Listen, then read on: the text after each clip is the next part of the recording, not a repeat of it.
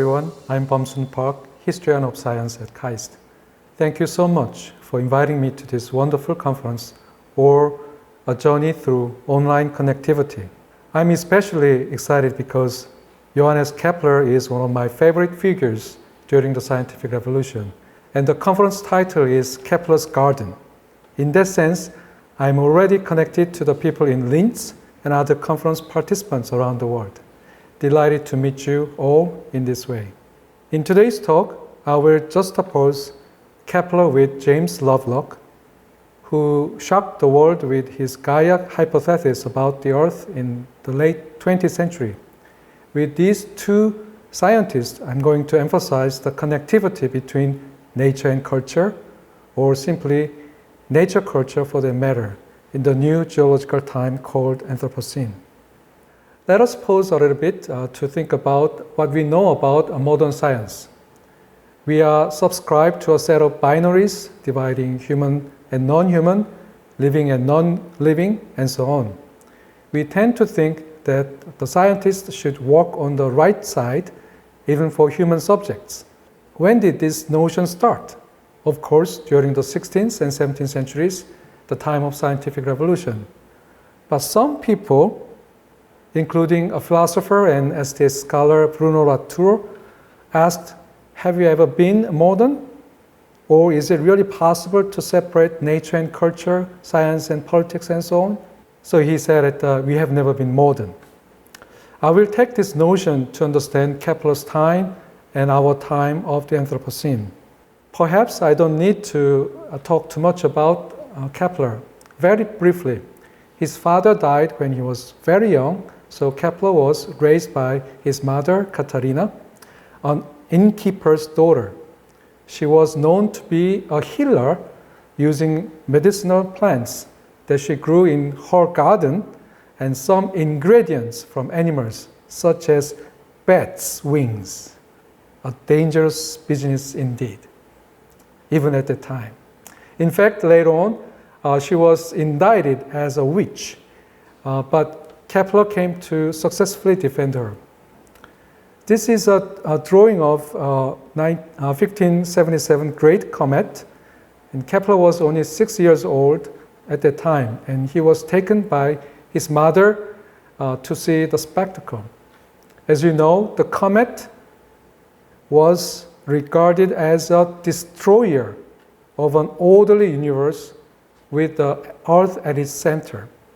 So it's a disorderly agent. An intellectual battle, as well as a religious one, was being waged over this geocentric worldview and Copernicus's heliocentric one. The best known astronomer at the time was Tycho Brahe, a Danish nobleman who later became the imperial astronomer in the Holy Roman Empire. Kepler was hired as his assistant and then succeeded him in 1601, hence this monument in Prague.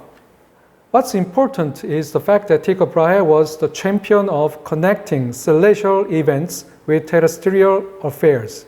So when he built an observatory castle called Uraniborg on the island of Hven, he placed it in the middle of the garden where all sorts of plants were growing. We can have a good sense of his pursuit of his connectivity between heavenly and earthly things by looking at the design of the castle. This looks like an ordinary castle, but it's an observatory. The second floor is devoted to observing and recording the daily movement of heavenly bodies. And on the first floor, the people are gathered to analyze the data. It's interesting to note that there is a furnace in the basement. And what is it for? It's for the alchemical studies. Why alchemy?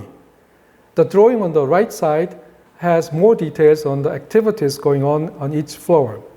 Alchemy at the time was pursued as a terrestrial astronomy to complement a better celestial astronomy.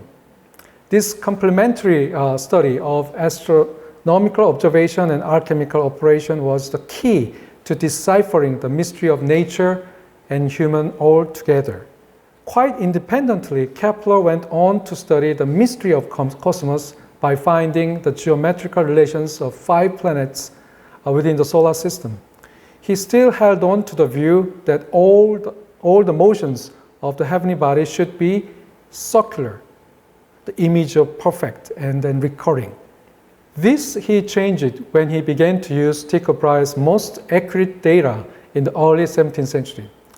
Then he published his masterpiece, New Astronomy, in 1609, where he proposed the elliptical motion of the planets with the belief that the sun is emanating the mysterious force, holding up the planets and moving them. Some historians even argue that giving up the uniform circular motion was more difficult than shifting to the heliocentric view. So someone called it Keplerian revolution. Galileo was a good example who held the Copernican worldview but believed in the circular motion of the heavenly bodies. He became famous for improving a toy spyglass into a telescope. He was able to raise his salary 3 times at the University of Padua by demonstrating the power of telescope to the leaders of the Venetian Republic. Why Venetian Republic leaders, politicians are interested? Because with the telescope, you can spot the enemies coming from the horizon faster than anybody else. Unlike Kepler, Galileo was more interested in proving that the so-called heavenly bodies are neither perfect nor mysterious. They are nothing more than rocks or de-animated billiard boards in today's term, which just follow the laws of motion. This particular perception of de-animation, de-animated objects, became the foundation of modern science, which is called the mechanical worldview. Now, fast forwarding to the 20th century. This photo may be very familiar to all of you, and this is the bombing of Hiroshima in 1945. And this is the city scene after the bombing. And since that time, we are also familiar with socio-economic changes that took place around the world.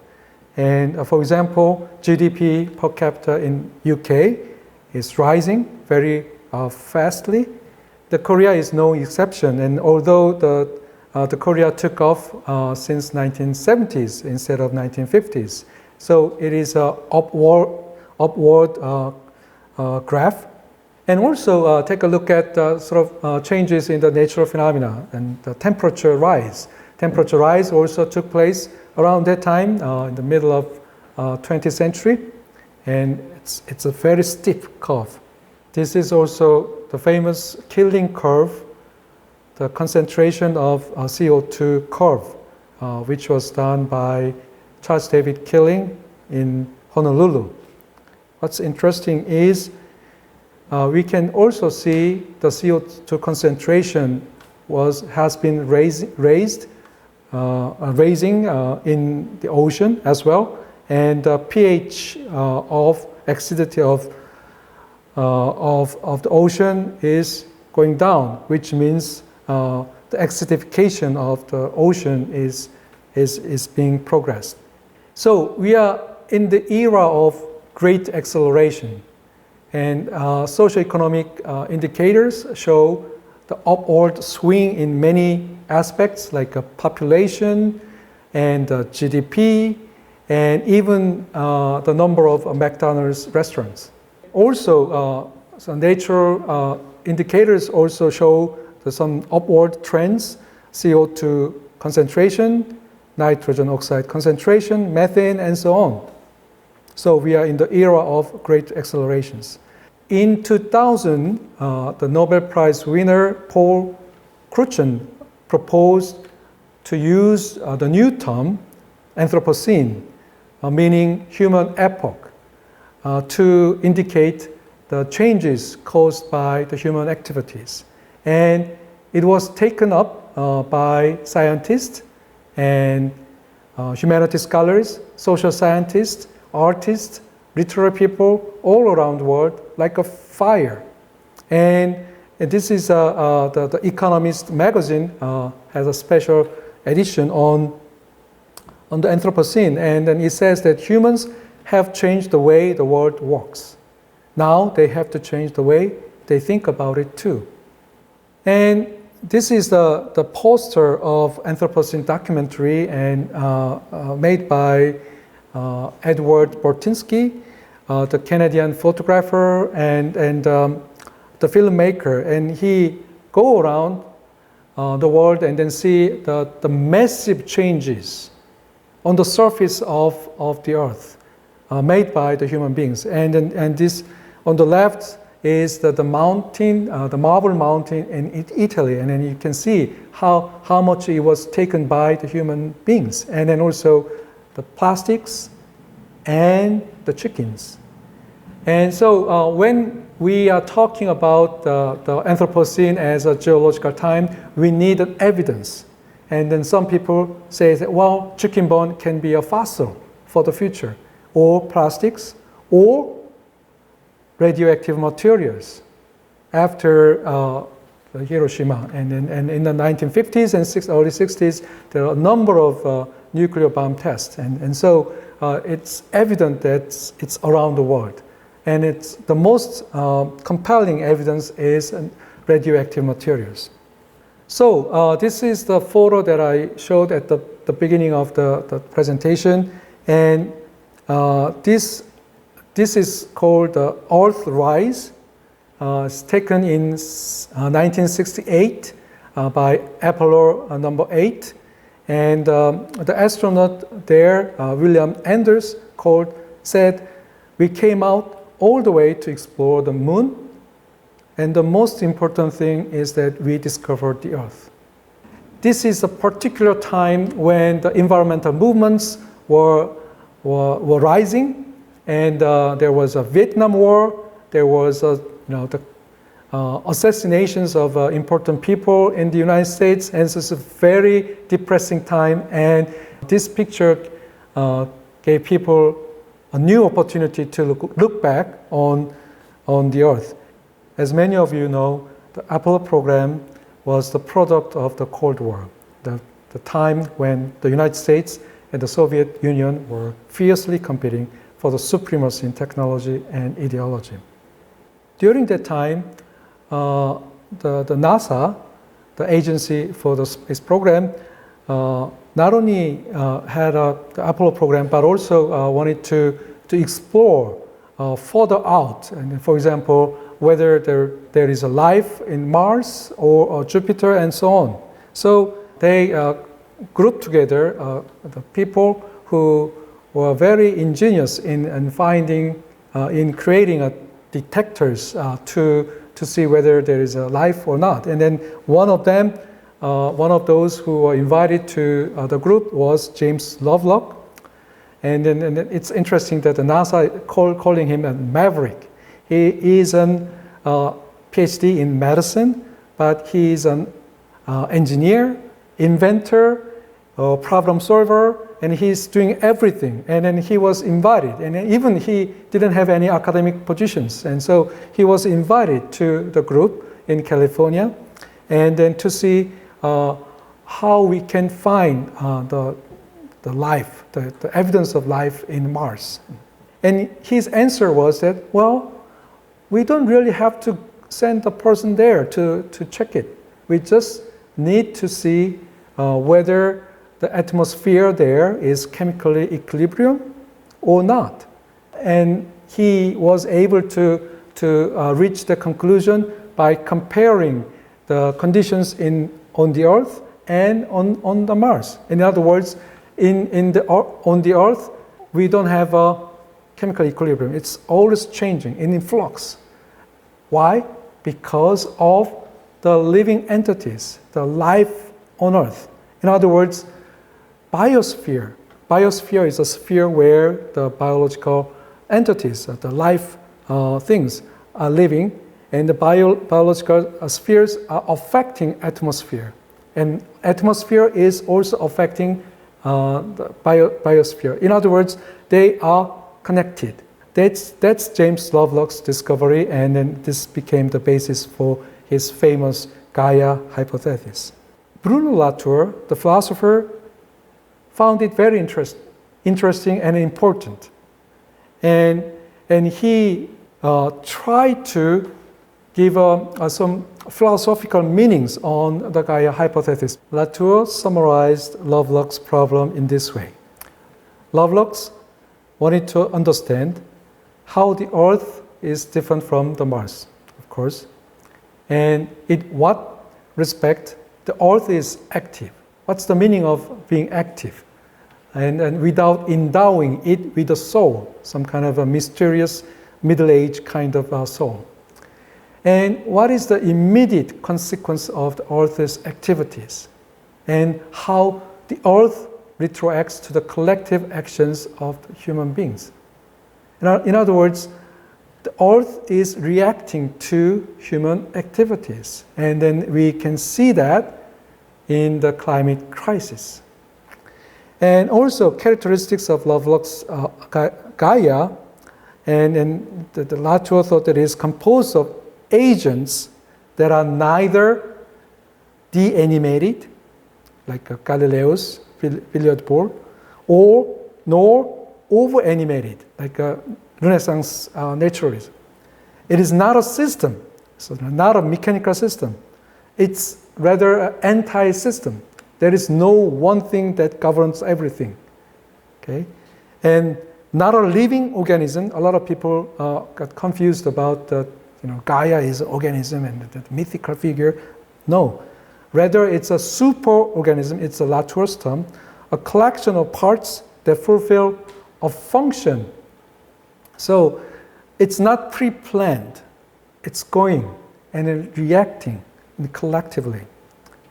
So the climate is the historical result of reciprocal connections which interfere with one another. So this picture this is a cover page of the Nature published in 2015, and this really captures the meaning of the Anthropocene. And in the Anthropocene, there is no division between nature and culture, humans and non-humans, etc. The social is never separate from the natural. And then you can see that in human bodies, there were all sorts of human activities, and also the natural phenomena as well. Bruno Latour, this year in March, sent a Twitter saying that, remember when it was hard to accept that non-humans, like microbes, could be full-fledged actors, able to build up associations in addition to those more classically social. Now it's a common sense. Here is the Chinese pollution, with or without virus. In other words, non-humans can change human behaviors and the nature. This is a perfect example that he tries to show.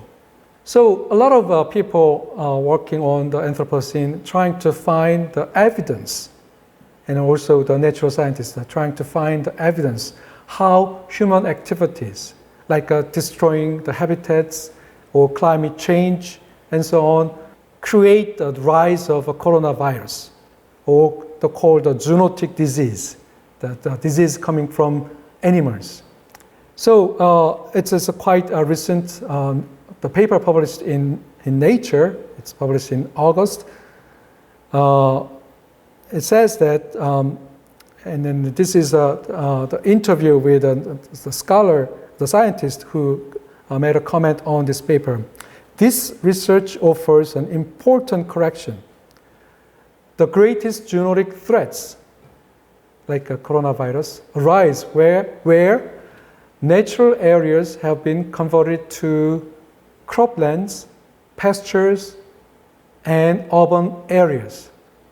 The patterns the researchers detected were striking, and the researchers examined the 600 plus places to show how the habitat destructions caused the rise of bats and the rats and other animals. So coronavirus affected human activities. We all know that. But in fact, it is human activities that caused the virus outbreak. We are getting what we created. So coming back to the first slide that I showed. And now it's quite clear there is a high connectivity between the two sets of ideas. Humans, non-human, living, non-living, mind, body, subjectivity, objectivity, culture, nature, politics and science. It's all connected. Or it's called affect.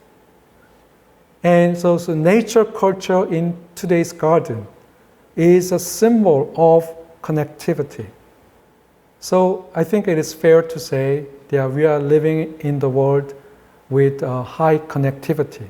This is a very important epistemological stance.